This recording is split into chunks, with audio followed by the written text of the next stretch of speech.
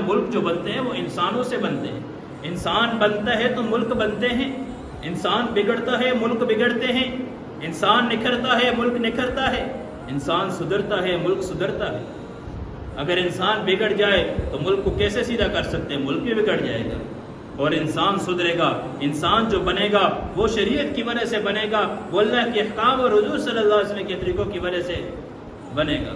جب انسان بن گیا، آج دیکھیں نا، آج ہم میں سے ہر ایک یہ چاہتے ہیں کہ ملک کے اندر امن ہو، ملک کے اندر مہنگائی ختم ہو جائے. یہ کیسے ہوگا؟ ملک کو جنت کا ٹکڑا بنانا چاہتے ہو؟ اگر ملک کو جنت کا ٹکڑا بنانا چاہتے ہو، 3 صفات اگر لوگ اپنے اندر پیدا کر دیں، اللہ اس ملک کو جنت کا ٹکڑا بنا دیں گے. نبی علیہ السلام وضو کر رہے ہیں، صحابہ تو سچے عاشق تھے. کوئی آیا یہاں سے پانی اٹھا رہے، کوئی اس طرف سے پانی اٹھا رہے، کوئی اس طرف سے، پانی کے قطرے کو زمین پہ گرنے نہیں دے. نبی علیہ السلام نے پوچھا خیریت ہے؟ کیا کر رہے ہو؟ خیریت تو ہے. یا رسول اللہ آپ سے محبت اس وجہ سے کر رہے ہیں. کہا محبت اسے نہیں کہتے، محبت اس کو نہیں کہتے. اگر مجھ سے محبت ہے تو 3 عمل کر لو. اگر یہ چاہتے ہو کہ اللہ اور اللہ کا رسول آپ سے محبت کرے تو 3 عمل کر لو. آپ اللہ کے نبی سے محبت کرو، اللہ کے نبی آپ سے محبت کریں، اللہ آپ سے محبت کرے. 3 اعمال کر. نمبر 1 صدق و حدیث. زندگی میں کبھی جھوٹ نہ بولنا، ہمیشہ سچ بولنا. آج ملک کے اندر اگر سارے سچے بن جائیں، سارے کے سارے سچے بن جائیں، کیا یہ بھی حکومت کروائے گی؟ آج ہر کام حکومت کے ذمہ لگا لیتے ہیں. آج کا مسلمان جو غلطی خود بھی کرے گا وہ بھی حکومت کے ذمہ. ہماری حکومتیں ایسی ہیں. میں نے پہلے کئی بار کہا کہ اگر وقت کا جنید بغدادی بھی تخت کو اوپر آ کے بیٹھ جائے تو ہمارے حالات درست نہیں کر سکتا. حکومت بیچاری کچھ نہیں کر سکتی، وہ خود محتاج ہے. اس کے پاس کچھ ہے ہی نہیں ہے، وہ خود محتاج ہے. حکومت کے بس کی بات نہیں ہے. اگر رعایا خود ٹھیک نہ ہو تو حاکم تو پھر ٹھیک نہیں ہو سکتے. جیسے ہم ہوں گے ایسے ہمارے حکمران ہوں گے، جیسے ہمارے اعمال ہوں گے ایسے ہمارے حکمران ہوں گے. فرمایا کہ صدق و حدیث. سب سے پہلا عمل ہر ایک کے اندر سچائی آئے، سارے ملک کے اندر سارے لوگ سچے بن جائیں. دوسرا کہا کہ دھوکہ دینا چھوڑ دیں. کیا یہ بھی حکومت کروائے گی؟ کتنے پیرے لگائے گی، کتنے کیمرے لگائے گی، کیا کچھ کروائے گی؟ نہیں. جب تک اندر نہیں بنے گا تو انسان دھوکے سے نہیں بچ سکتا. دھوکہ دینے والا جو ہے وہ 100 کیمرے بھی لگے ہوں وہاں بھی دھوکہ دے کے چلا جاتا ہے. تیسرا کہا دھوکہ تو اللہ کے نبی نے فرمایا میری امت ہر قسم کا گناہ کر سکتی ہے، ہر قسم کا گناہ میری امت سے ہو سکتا ہے، لیکن 2 گناہ میری امت کبھی نہیں کر سکتی.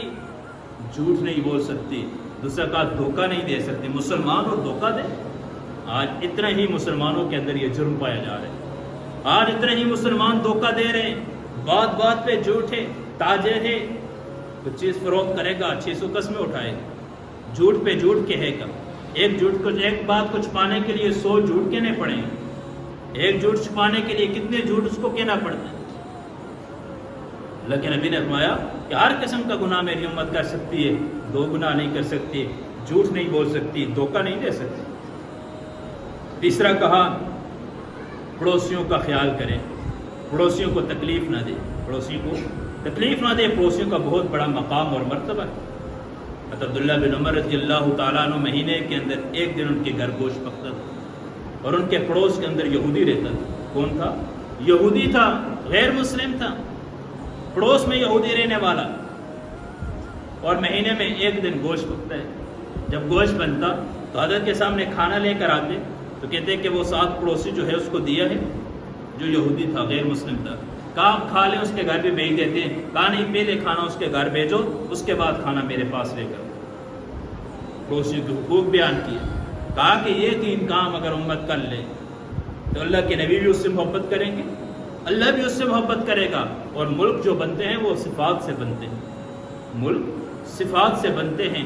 ملک اس چیز سے نہیں بنتے انسان اچھی سے اچھی سڑکیں بنا لے، اچھی سے اچھی گاڑیاں نکال دے، اچھے سے اچھی صفات پہ اچھی سے اچھی چیزیں. اللہ نے تو ہمیں ملک ایسا دیے کہ یہ ساری چیزیں قدرتی طور پہ اس کے اندر موجود ہیں. پہاڑ دیکھیں حسن کی علامت ہے. اللہ نے اس ملک کو 4 موسم دیے ہیں، پہاڑ اس کو دیے، نباتات اللہ نے اس ملک کو دیے ہیں. ہر قسم کا خزانہ اس ملک کے اندر موجود ہے. کتنی نعمتیں ہیں، لیکن کمی ہے تو صفات کی کمی ہے. کمی ہے تو ہمارے اندر کمی ہے، ہمارے اعمال کی کمی ہے. ہمیں جس طریقے پہ اللہ نے یہ ملک دیا، جن قربانیوں کے ساتھ اللہ نے یہ ملک دیا، اگر ہم ان قربانیوں کو سامنے رکھ کے دیکھیں تو کتنا اللہ کا شکر ادا کریں کہ اللہ کتنی بڑی قربانی ہمارے آباء و اجداد نے دی تھی. 6 لاکھ آدمی قتل ہوئے، کوئی معمولی بات نہیں. زبان سے کہنا آسان ہے، زبان سے کہنا آسان ہے کہ 6 لاکھ آدمیوں کے سر تن سے جدا ہوئے، 90,000 عورتوں کی عزت لٹی، تو یہ زبان سے کہنا آسان ہے. دریاؤں کے رنگ خون سے رنگین ہو چکے تھے. پھر 1965 کے اندر دوبارہ بھارت نے ایک مرتبہ حملہ کیا، اور یہی چاہت تھی، یہی کوشش تھی کہ ایک دن کے اندر اندر لاہور جو پنجاب کے ایریا ہے اس کو ہم کور کر لیں گے.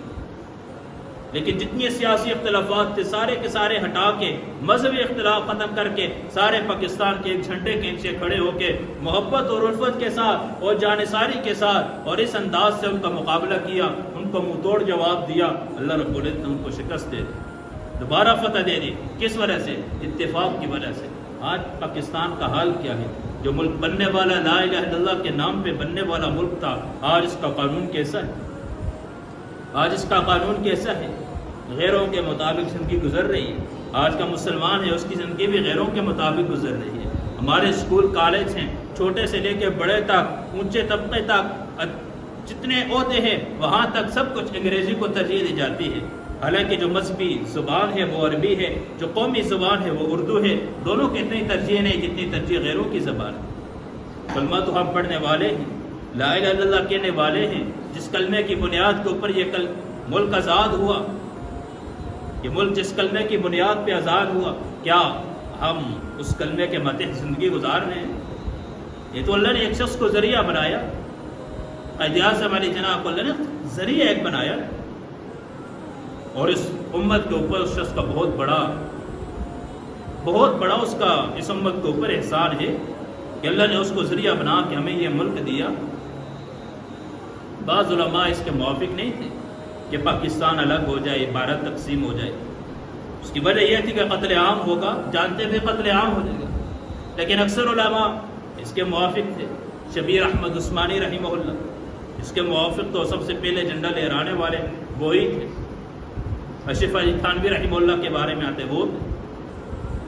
تو یہ اکثر علماء ساتھ تھے. بعض علماء کا اختلاف تھا کہ مسلمانوں کا قتل ہو جائے گا، الگ نہیں ہونا چاہیے، بھارت کو تقسیم نہ کرو، وہیں اسلام کو قائم کیا جائے. لیکن جب الگ ہو گیا، اس کی مثال تو پاکستان کے لوگ ان چیزوں کو لیتے نا، فلاں مولوی الگ تھا، فلاں تھا، نہیں. اس کی مثال تو ایک مسجد کی طرح ہے. مسجد بننے سے پہلے اختلاف ہوتا ہے، جی یہاں نہ بنائے وہاں پہ بنا لے. مسجد یہاں نہیں ہونی چاہیے، اس جگہ ہو جانی چاہیے. یہ مسجد کا نقشہ ایسا نہیں ہو، ایسا ہو.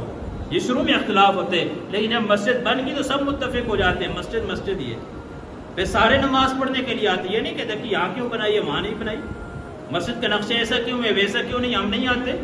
اس کی مثال تو ہاں بننے سے پہلے تھوڑا اختلاف تھا، جب بن گیا تو سب متفق ہو گئے کہ اللہ نے اسلامی ایک ملک دیا، قربانیوں کے ساتھ دیا. اب ضرورت اس بات کی ہے اس کے اندر ہم دین کو نافذ کریں. وہ نافذ اس طرح ہوگا، حکومت کے اوپر بھروسہ نہ کریں کہ وہ کچھ کرے گی، حکومت کے اوپر امیدیں نہ لگائیں کہ حکومتیں آ کے ہمارے دین کے اندر، ہمارے ملک کے اندر اسلام نافذ کریں گی یا وہ ملک کے اندر امن پیدا کریں گی. یہ کرنا ہے تو میں نے اور آپ نے کرنا ہے. یہ کس طرح ہم نے 14 اگست منانی ہے. 14 اگست آئے گی، نوجوان نکلے گا، موٹر سائیکل کو نکل کے گھومے گا، چکر لگائے گا، گانے گائیں گے، ناچیں گے، ڈانس کریں گے، باجے ماریں گے. یہ 14 اگست نہیں، 14 اگست منانی ہے. ان قربانیوں کو یاد کرنا ہے جو قربانیاں ہمارے آباء و اجداد نے دی ہیں. 14 اگست آ کے اس نعمت کو یاد کرنا ہے جو اللہ نے ہمیں دی ہے، جو نعمت کے ساتھ امتحان بھی ہے. تو حضرت موسیٰ علیہ السلام نے کہا تھا اپنی قوم سے کہ فرعون سے نجات مل چکی ہے، نعمت ضرور ہے لیکن امتحان بھی ہے. اللہ دیکھنا بھی چاہیں گے کہ اس نعمت کا شکر کتنا ادا کریں گے.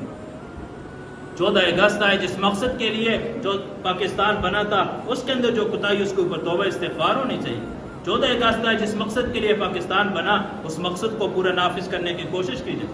14 اگست ہوا کہ ہمیں یہ پیغام دے رہے کہ اس ملک کے پیچھے قربانیاں ہیں. پھر یہ ملک کتنے پیارے دن دنیا کے اندر جمعے والا دن تھا، اس دن اس کا اعلان ہو. جمعے کا دن ہے، 27واں روزہ ہے، 27ویں شب ہے، رمضان المبارک کا مہینہ ہے. یہ کوئی معمولی بات ہے، یہ اللہ کا انتخاب تھا کیونکہ اس کے اندر اسلام نیت اچھی تھی. اللہ کرے گا ایک وقت آئے گا اسلامی نظام نافذ ہو جائے گا، ایک وقت ایسا آئے گا کہ اسلامی نظام نافذ ہو جائے گا اس کے اندر. لیکن ہم اگر کوشش کریں گے، ہم کریں گے وہ تو جو آزاد کرنے والا جس کو اللہ نے ذریعہ بنایا تھا وہ تو دنیا سے رخصت ہو گیا، اب میں نے اور آپ نے قربانی کرنی ہے۔ اور بعض لوگ قائد اعظم علی جناح کے بارے میں سخت الفاظ بھی کہتے ہیں، برا بھلا کہتے ہیں، حالانکہ اس قسم کا نہیں، اس کا اس امت کے اوپر بہت بڑا احسان ہے۔ شبیر احمد عثمانی رحمہ اللہ سے کسی نے پوچھا کہ آپ نے قائد اعظم کا جنازہ کیوں پڑھایا؟ کہنے لگے کہ ان کے انتقال سے چند دن قبل میں نے خواب دیکھی، خواب میں نبی علیہ السلام کی زیارت کی، اللہ کے نبی کھڑے ہیں، ساتھ قائد اعظم کھڑے ہیں، اور نبی علیہ السلام اس کو تھپکی دے کے کہہ رہے ہیں کہ یہ ہماری امت کا مجاہد ہے۔ کیا فرما رہے ہیں؟ یہ ہماری امت کا مجاہد ہے۔ استاد محترم مولانا تاجوی صاحب کہتے ہیں کہ میں نے خواب دیکھی، خواب کے اندر قائد اعظم کو دیکھا، میں نے اس سے پوچھا کہ بتاؤ اللہ نے کیا معاملہ کیا؟ کہا بڑی راحت کے ساتھ، بڑے سکون کے اندر ہوں۔ کہا پھر 2 انگلیاں میری طرف ایسے کی اور مجھے کہا کہ بیٹے ان کو چوسو، تو میں تھوڑا سا گھبرا کے ڈر کے کہا بیٹا ڈرو نہیں، آپ ان کو چوسو۔ کہا میں اس کو چوسنے لگا تو اس سے شہد نکلا ان انگلیوں سے، مجھے کہا اللہ تجھ سے دین کا کام لیں گے۔ کہتے کہ میں گھبرا کے میری آنکھ کھلی تو میرے منہ کے اندر وہ شہد کی مٹھاس موجود تھی۔ وہ تو ایک شخص تھا، چلا گیا، اللہ نے اسے ایک کام لینا تھا، لے کے چلے گئے۔ ہمیں آزادی دے دی کہ اپنی مرضی کے ساتھ نمازیں پڑھو، مرضی کے ساتھ اذانیں دو، مرضی کے ساتھ جمعے کے خطبے دو، مرضی کے ساتھ عبادات کرو، کوئی روک ٹوک نہیں، داڑھی رکھنے پہ روک ٹوک نہیں، ٹوپی پہننے پہ روک ٹوک کچھ بھی نہیں ہے، سب آپ کی مرضی کے مطابق۔ اب یہ ہے کہ ہم دیکھیں ہم شریعت کے مطابق کتنا چلیں۔ اب ہم نے دیکھنا ہے کہ ہماری زندگی کے اوپر، ہماری زندگی میں دین کتنا ہے۔ آج مسلمان آزادی منا رہے ہیں، آزادی کا منانے کا جو طریقہ میں نے بتایا ایسے منائیں۔ آزادی منانے سے پہلے، ناچنے سے قبل فلسطین کو یاد رکھیں، فلسطین کے مسلمانوں کو بھی یاد رکھیں، وہ کشمیر کے اوپر جو ظلم ہو رہا ہے اس کو بھی یاد رکھیں۔ ایسے ناچ گانے کے ساتھ آزادی نہ منائیں، اللہ کا شکر ادا کے آزادی کریں کہ اللہ تیرا شکر ہے تو نے ہمیں ایک الگ ریاست دی، الگ عبادت کرنے کے لیے الگ ملک دیا جہاں کسی کا کوئی روک ٹوک نہیں۔ کلمے کے نام پہ جب بچے کی زبان پہ یہ نعرہ تھا پاکستان کا مطلب لا الہ الا اللہ، بچے کی زبان کے اوپر یہ نعرہ، ہر ایک کے ذہن میں یہ تھا کہ جب پاکستان بن گیا تو اسلامی قانون نافذ ہو جائے گا، کیونکہ غریب کو بتایا گیا تھا کہ جب الگ خطہ ہو گیا پھر غریب مالدار سب ایک لائن پہ آ جائیں گے۔